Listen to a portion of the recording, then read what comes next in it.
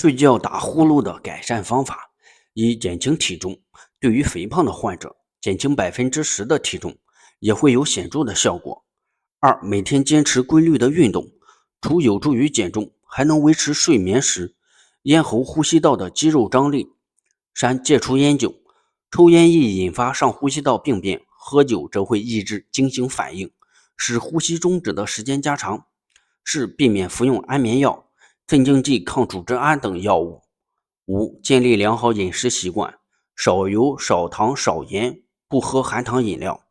六、尽量晚上10点前入睡，增加深度睡眠脑波比例，促进生长激素以及褪黑素分泌。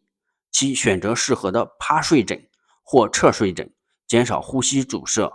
八、睡前做深呼吸、口咽运动，让交感神经平静下来，或训练呼吸道周围肌肉。